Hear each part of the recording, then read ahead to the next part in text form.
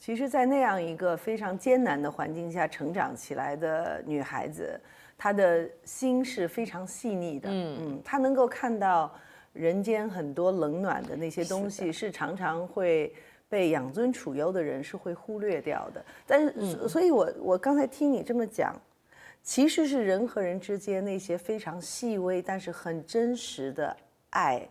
他的那种流露哈，那种方式，其实有时候我常常说，我会把爱放在口边，对谁我都说爱你哦，很想你啊，爱你哦，我会说，我家是我爸妈都是一种，他用尽所有能力去爱你，可是从来不会在他嘴巴里面说爱你，或者说表扬你，所以我觉得有时候。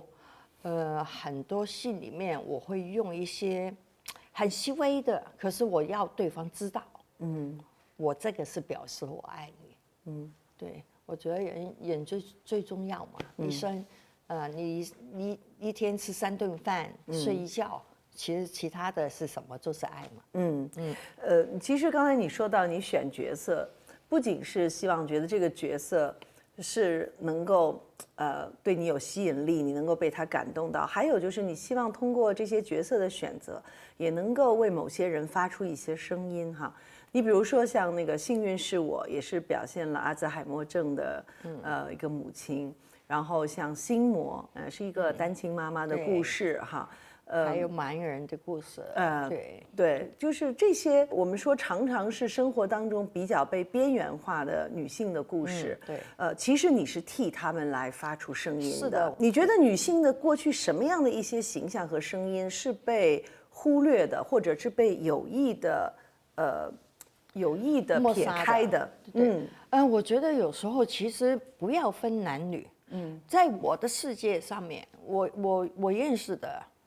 女的都是挺有她自己个性，她有她的力量，她有她自己能创造地位的。我不说其他人，在我来说，我说我也是一个个体，只是外表你看我是一个女的，可是我在社会我有一个价值，我这个价值是只有我自己认同的，我就觉得已经 OK 了，所以为什么我挑剧本会挑这种能发声音？我觉得。我的价值除了我是一个演员，我能够照顾我自己，照顾我的家人，还可以表演给你们看之余，我可以为社会做一些东西。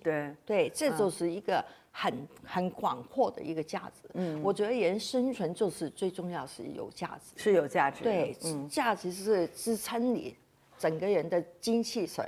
所以后来就是像演了《幸运是我》这部影片之后，你也为这个阿兹海默症的患者，也为他们其实也给他们筹到了一些款，而且那个时候大家讨论这个病还没有像今天这么普遍，对不对？对，因为那时候其实我的用意是希望人家知道阿兹海默症不是你们所认为的是老人痴呆，我自己犯了这个错误，我以为老人痴呆就是老人。可是我妈在发病的时候，其实后来才断定她50多岁就已经开始有了。可是我不知道，只知道她脾气不好，记性不好。但我知道的时候已经来不及了。所以我希望能够用这个电影来关注。让人关注这个问题之余，还要去关注，其实最苦的，是照顾他的人。没错，我们去照顾他的时候，其实因为他已经很多事情不知道，因为病人本身他不一定觉得痛苦，对，但是照顾他的人会很痛苦。照顾他的痛苦在哪里呢？因为他没有时间的观念，所以他不睡觉。你必须也不能睡觉。他有狂躁症，对，你要忍受他的嘴巴。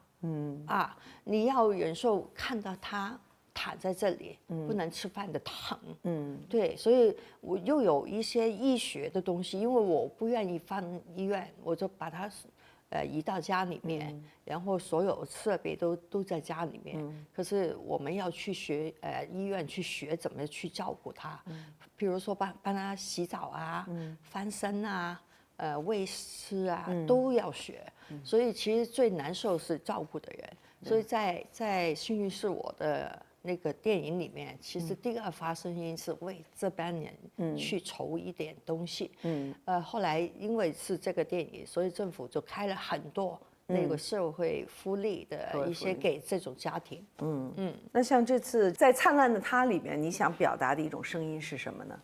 其实我个人的性格是带悲观的。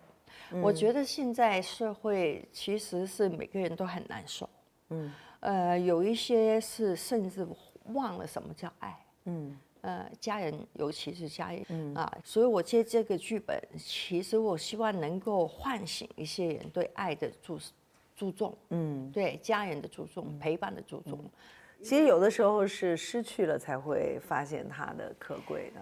当然了，因为我家里面其实走的人也有好几个。那当然我父亲是很早走，这也太远了。我妈走的时候其实是最难受，可是我哥走的时候才是我最疼心的。因为他走了9天在家里，在他的家里。北京，所以每次来北京，我心里面就很纠结，就很不舒服，因为他年龄并不大哈。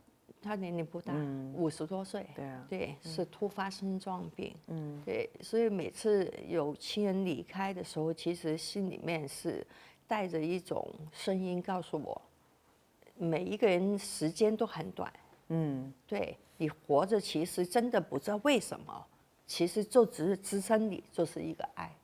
是的，对，我真不知道其他人有没有这个想法。对于我来说，其实我吃啊、住啊、花啊、赚啊，多少钱，其实已经不重要。我最重要是我身边有我爱的人。对，我觉得其实就够了，真的。就爱是我们需要去珍惜的。对，我每天开工，其实是因为有人陪伴。我看到很多人有人陪伴。不是说我一定要去赚什么钱。对。这部片子好像拍起来也蛮辛苦的，因为是在海边拍然后又要化那个老年妆，带妆的时间又非常长哈。跟我们谈谈这部戏，你要遇到的一些挑战吧。因为虽然您是这个体力也非常好，也非常扛打，但是扛打，但是毕竟是每一部戏，它有的时候那个拍摄的条件还是不一样的啊。这部戏也要吃点苦头的。其实因为这个是小制作的电影，第一是小制作的电影，所以配备当然是没有那么多，所以很多都是要自己砍。我们拍这个电影是刚好是最冷，在平潭海边，一个小房间里面，我整个电影就在这个海边拍完了。那当时因为是冬天，所以并没有什么太阳，可是海风呢，真的是能刮到你流血。那我每天我的妆呢是什么妆？是一个胶水，老人胶水，你看到很黑黑，可是皱纹怎么样去弄呢？它要撑开你的，去喷那个胶水，然后它差不多干的时候，它再使劲的把它拉回去，所以就能出皱纹。对，然后再喷很多酒精，酒精会让你爆皮，你知道吗？会流血。那最伤害是化妆。然后每天我的头发已经是为了这个电影去漂白。可是每天还要用那个水笔，就是签名那个银笔，每天整头去刷。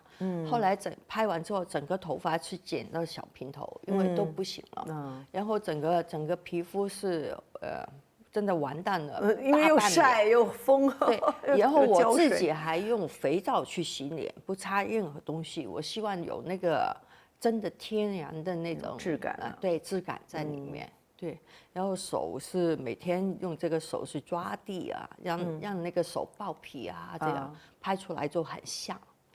哇，你真的是到现在还是这么拼哈，拍一部戏。我答应了，我必须要做好。对，因为我答应的肯定是我喜欢的。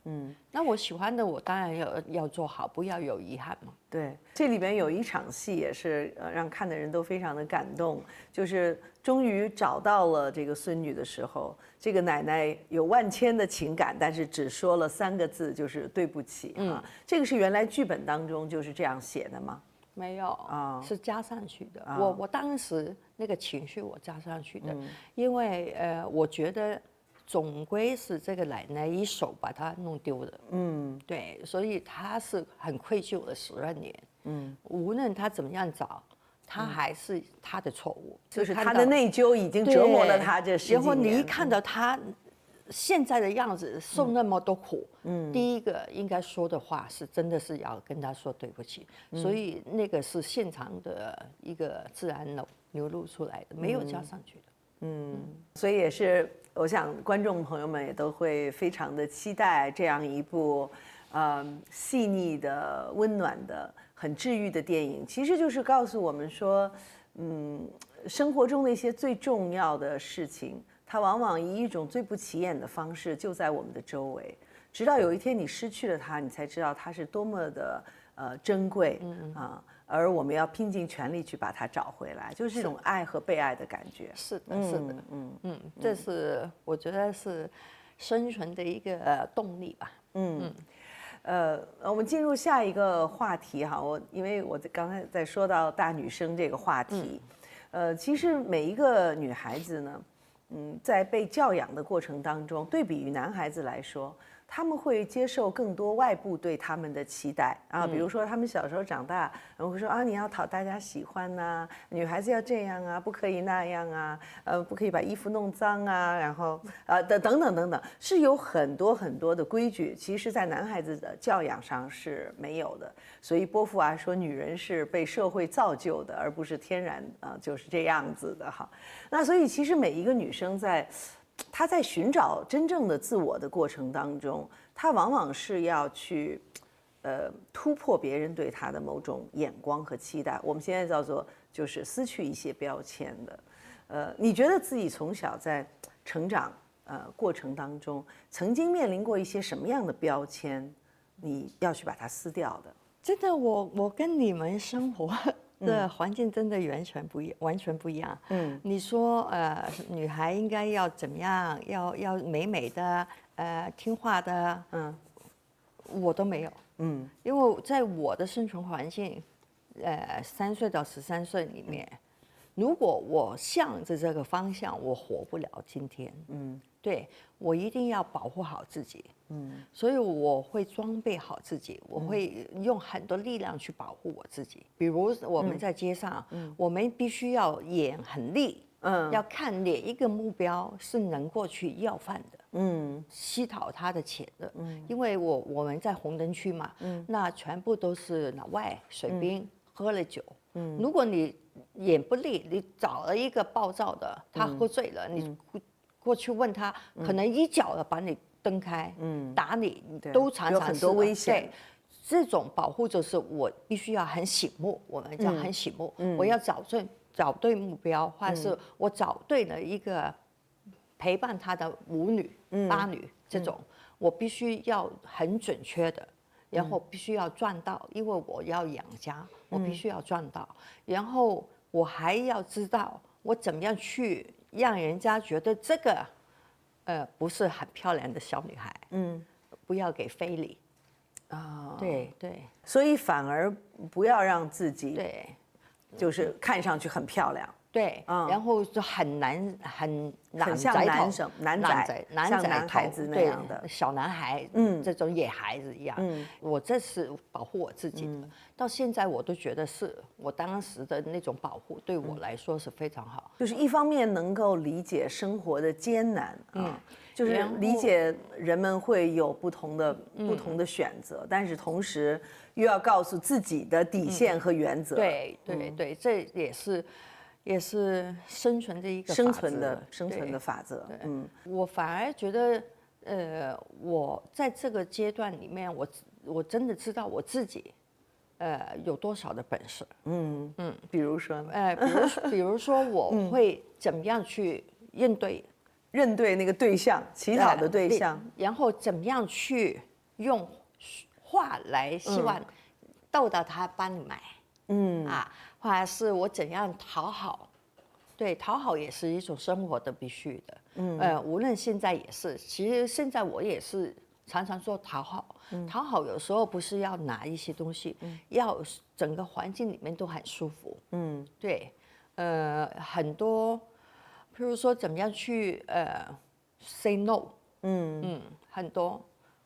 怎么说 say no 呢？譬如说我们有叫地盘，对，地盘你不能过来我的地盘，对，就。因为我手下面有10几个小孩，那我是大姐啊，你还是小孩的头呢，小孩的头，我要保护他们的时候，还要保护这个地盘，我们会用很多驱赶的方法。对，第一当然是打架了，那第二当然是希望能够劝和，对，然后譬如说有时候我觉得那个更醒目的，把他带过来我这边，因为湾仔其实很复杂的，很复杂的。所以一个真的，我觉得这个听你讲，我都觉得很心疼。就是一个没有成年的小女孩，她要对这个社会的复杂，包括黑暗，她要有这么清晰的认识，还要保护自己，保护其他的小伙伴，太难为一个孩子了。我觉得现在想起来，其实也感恩的。我当时很快乐。当然了，不需要上课，对小孩是很快乐的一个童年。可是现在当然想，其实我失去童年。可是在想，其实我那么早就给我认识很多东西。对，我学懂很多东西，学懂如何社会的学堂。是不是啊？社会的学堂，其实对人性的了解，我应该是社会大学的教授。